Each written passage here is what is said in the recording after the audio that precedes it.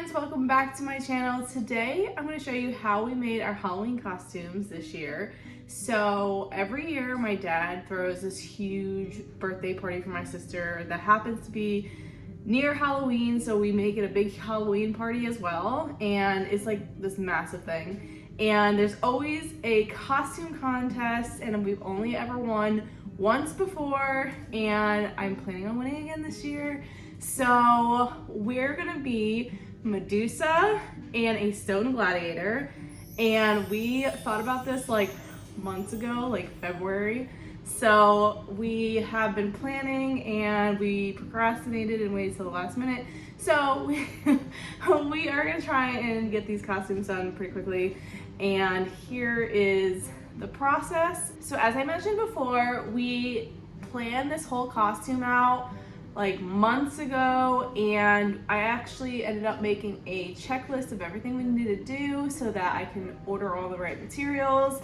And then I went ahead and found a bunch of inspiration pictures, and I wanted to do my own dress, and then I also wanted to make a giant headpiece. As for the Stone Gladiator, we kind of made it simple. We ended up buying a gladiator costume and then spray painting it, and then I did his makeup. So this video is going to be a lot of what I did for my costume, and then I'll show you his costume at the end. Once I found all my inspiration, I actually sketched out everything that I wanted to make. Don't judge my drawing skills. Just because I'm a makeup artist doesn't mean I know how to draw. For the dress, I wanted to make a green dress and then put a chiffon overlay, and I took a lot of inspiration from this other Medusa look, and I wanted to kind of make it my own though. And then I also wanted to make a V shape into the skirt and add a cape, and then I also wanted to do a bunch of gold accessories. For the headpiece, I didn't know if I wanted to initially just dye my hair green and then add a crown, but eventually I figured out that I wanted to make a whole headpiece to it, so I wanted to have green snakes and then have a giant gold crown. First thing I did for the dress was buy a pattern on Etsy because it was cheaper and it was pretty easy to order and then just get everything sent to your email. The only thing is, this took a lot more time because I had to literally tape the entire pattern together. There was a huge book of paper that I had to print out and tape it all together and then cut out the fabric in order to get the pattern. Whereas if you bought a pattern in the store, it would have already been ready to go, and all you had to do is cut out the fabric. After I taped it all together, it was so huge, and then I had to cut all of that out to get the actual pattern, and then I could finally cut the fabric out with the pattern. So I wanted to make a mock-up first because I never made a dress before, and I wanted to make sure that the pattern I used was going to be what I wanted. So I actually cut this pattern out with muslin to make a mock-up. Okay, so I have my mock-up, and there are definitely things I want to change. So I didn't put the zipper in the mock-up because I want to practice the zipper on a different piece, and because it technically is too small and I need to make some of this a little bit bigger. First of all, the sewing was really quick. I just wanted to like get it together, so it's not good. But I made adjustments on here. So the one thing is that I'm going to make this just an inch bigger, maybe not even a full inch, but I don't think the zipper will zip up if I don't make it slightly bigger. The belt, I don't know if I like the belt this low or if I want to raise it to like here. That's why I have this line here. So I think I'm gonna make the belt a little bit bigger, and then whatever is going on here, it's like too high, so I think I'm gonna like move it down, whatever this pleat is. And I don't know if I want to attempt to do a V here with the belt. I've never done that before, so I think I might want to try it. I didn't put the interface in the stuff that needed the interface, like right here and here, because as you can see, it's like coming out. Just because I just needed to make a mock-up to see how it fit. The size 20 fit me okay. It's just a little small in certain places. I did take the largest size out of the measurements, and I don't know, it just seems not quite enough. I think I like where this lays here. I just think I want the belt a little bit higher, and then I want to put a slit here, and it actually goes all the way to the floor for me, like right above my ankle. So I like the length of it. Obviously this muslin is like super thick, so it doesn't flow super well, and I don't know if I want less fabric, but I think if I make it the same and I find that I want less fabric, I can always cut a little bit more and make it a little less, if that makes sense. So I'm gonna seam rip all of this and use this as a guide with all of my extra adjustments on here to make the final dress. So that's what I'm gonna do. And this is the first time. I only made one dress ever before this, and it was for class. So I'm hoping this comes out well.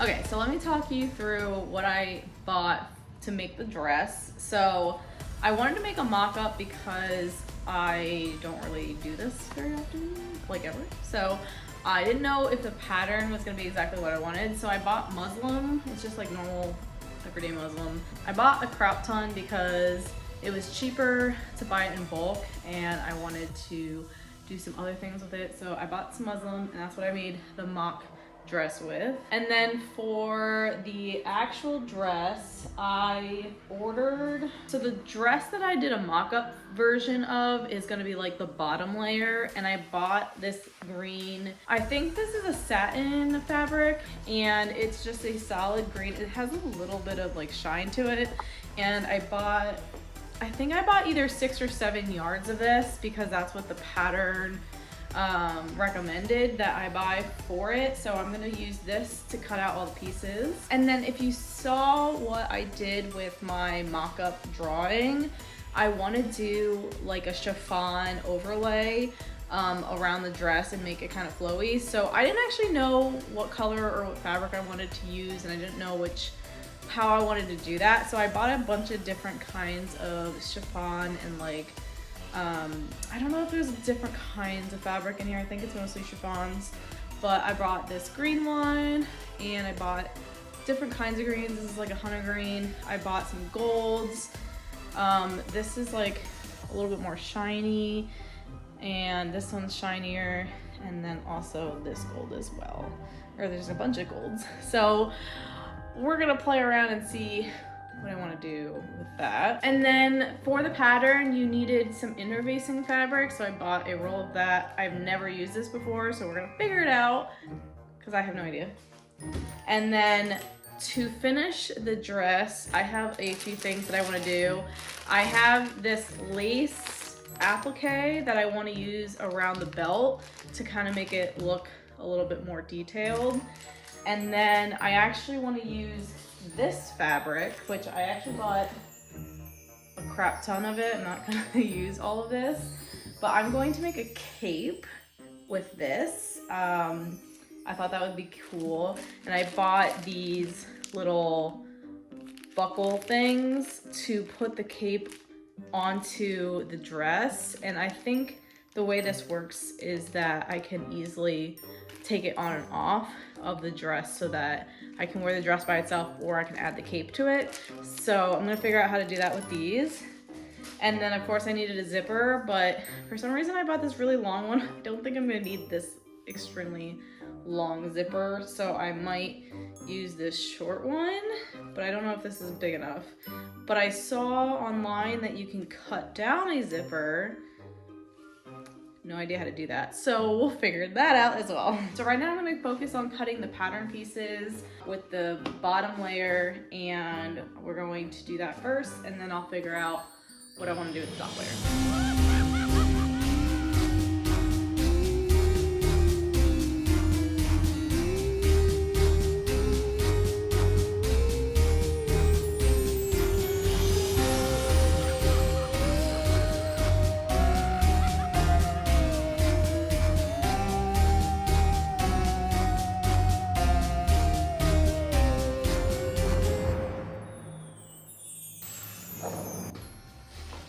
The interface is actually not very difficult to work with. All you have to do is make sure that the textured bumpy side of the interface lines up with the wrong side of the fabric, which I messed up a few times.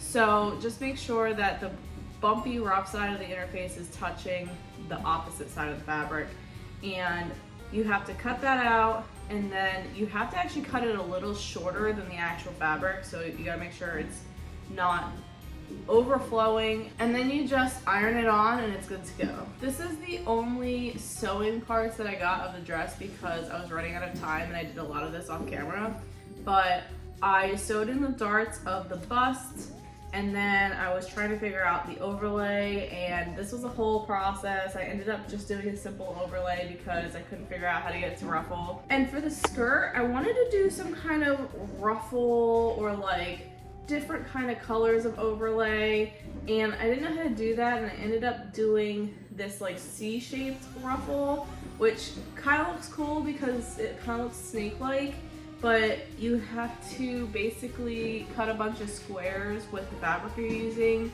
and then cut this like C shape that I'm doing here, and then once you undo it, it's like kind of ruffly when you keep it straight. So then you have to sew that to the dress straight. Okay, this skirt took me way too long, but I had to sew every single one. And then I went in and I added additional layers that I also still need to sew. So this is what it looks like right now. I'm gonna finish sewing this and then we're gonna go finish the dress. Here's a little update. So I'm doing a lot of this off camera because I need to get this done in the next 2 hours. So this skirt actually looks way better on camera, but I don't like how it lays when it's on. I don't know, it's looking very frumpy, and it took so long to do this skirt. Like, it took me 2 days to do this stupid skirt. But I attached the belt. I had to do this 2 sides and then the inner facing side. And then I'm gonna attach these appliques onto the belt. And then I was supposed to attach the belt onto the bust first. Didn't do that. I accidentally did it on this first. And I had to cut out a V here to do like the V belt. And it was a pain in the butt to sew this together. So yeah, so everything about this project is taking way longer than I thought it would. So I'm going to attach the appliques. I'm going to attach the belt onto the bust, and then I'm going to have to figure out the back side of the belt, so stay tuned. All right, so I know I sewed a lot of this off camera, but here is the final dress. So once I had the skirt done and then I had the appliques on, I just had to put the bust together, which was just sewing the edges. I had to sew the armholes in towards each other and make a fancy little cross stitch, and then putting on the zipper at the end. If you want a more in-depth video of making a dress, let me know. I might attempt to make another dress with the same pattern that is more wearable, not as a Halloween costume.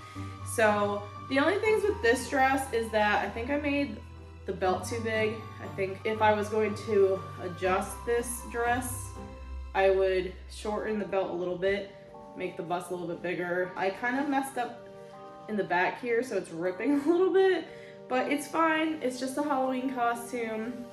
I added those buckles at the top of the sleeves, and here is the cape. The cape is pretty simple. It's just a piece of fabric, and I cut it into a teardrop shape, and then I just kind of bunched the ends up like this, and these just attach like this.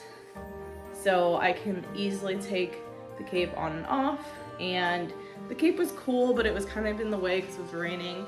So it's a little dirty now, so that's a little sad.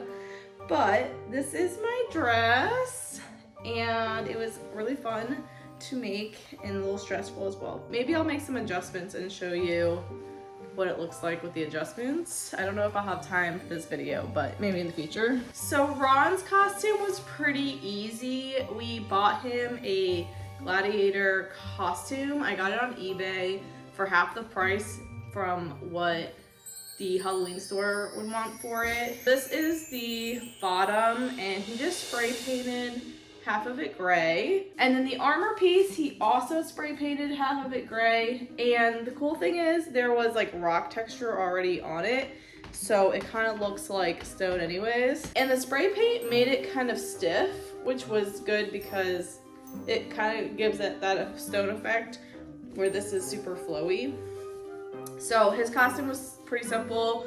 We bought him some cheap gladiator shoes. We painted one of them gray as well, just to have a shield on him. He made this out of cardboard. It was just something simple, last minute. He just made 2 circles and spray painted them and then glued this one in there. He did have a cabinet like drawer thing. He hot glued that on here, but it actually fell off, so I don't know what a better solution for that was. He did do like one picture with the shield before it fell off. So I have some EVA foam. It was rolled up, so it's like kind of being annoying, but I'm going to use this to cut out strips to add to the headpiece. So I bought some snakes. Unfortunately, these snakes are very small. So I bought a bunch of these. They're kind of on the smaller side, so I'm going to fill in the headpiece with more foam and kind of make them all the same color. So I'll be spray painting all of this, but in order to spray paint, I have to cut these.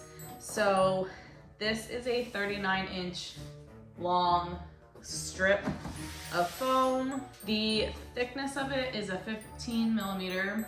So I'm gonna do about 1 inch, so then I'll get about 39 strips of this. And I think that'll work. I don't want it to be too big, so we'll see what happens. What I'm gonna first do is measure everything out and mark it so that I can take a knife and cut it up. So here we go.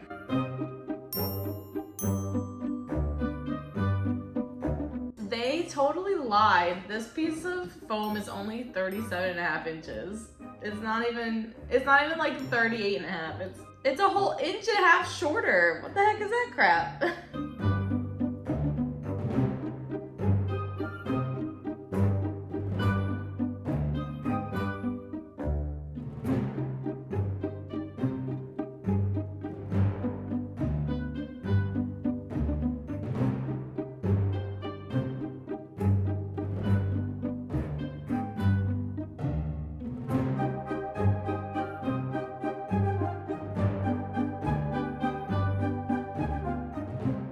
I didn't get a lot of video of Ron spray painting, but he spray painted all of my headpiece stuff with green, so the foam and the snakes, and then he spray painted the crown gold, and he also spray painted his costume the gray color. For the crown, I got a bunch of different sizes of zip ties and I laid them out in the order that I wanted them. I think because my crown was circular and not flat where I was attaching them, they didn't stay like I saw in the other videos that I watched. So I attached all the zip ties and then I had to go back in and hot glue the zip ties onto the headband, which was fine because I ended up covering the whole crown in glitter anyways. So here's me making a mess with glitter. And then for the headpiece, I bought a pack of wig caps and I used one of those for the base of the headpiece. I probably would have went a size larger if I knew what I do now. Once I attached everything to the cap, it ended up squeezing my head. So I would have went for an extra large cap if I knew that. And these were only large. So what I did with the headpiece was I added the foam pieces to the head, and then I ended up bending them so that they kind of look like snakes. This was a long process because the foam wasn't hard to bend, but it wasn't staying very well either, and you kind of have to glue some of it down in order to stay. So I kind of used rubber bands to get it to stay, and it just took a long time because it needed to dry and like stay in the form that I wanted it in. And then once I added all the foam pieces in, I went in and interlocked all those snakes into it and glued them onto the foam. And then I ended up painting the whole headpiece. I just added a bunch of black and different greens and some gold onto the headpiece to kind of give it dimension and to give it a little bit more life other than the flat green paint that we had. So that was how we made those costumes. If you want to see the full makeup, make sure you like and subscribe because I will be posting the makeup looks for these in the next 2 weeks to kind of lead up into Halloween. So make sure you're definitely getting the notifications. So hit that notification bell so that you can see those as well. And that is all I have for y'all today. I hope you enjoyed this video, and I know this wasn't really a tutorial video, but I always like to see how people make their Halloween costumes. So I hope you enjoyed it anyways. So that's all I have for y'all, and I will see you guys next week. Bye. So Ron and I ended up winning best couple, and then I also won best overall costume. And here is the final reveal.